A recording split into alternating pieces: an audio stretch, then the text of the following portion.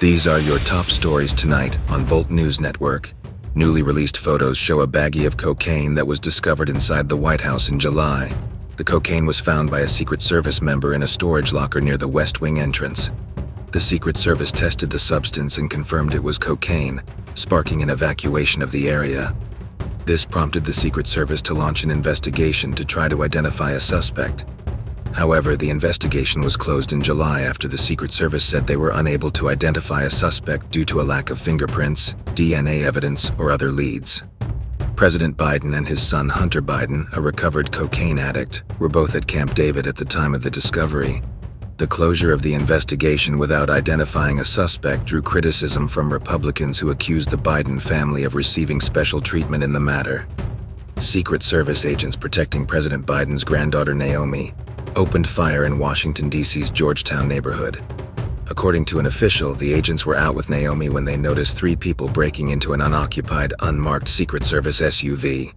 One of the agents fired shots, but no one was hit by the gunfire. The 3 people then fled the scene in a red car. The Secret Service put out an alert about the red car to local police.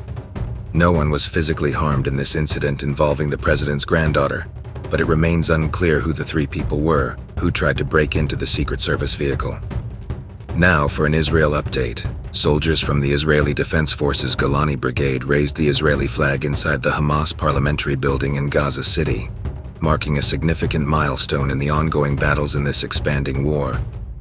Israeli Prime Minister Benjamin Netanyahu has made comments over the past few days on what he expects to happen if they win the war and fighting stops. What would be the case on the ground?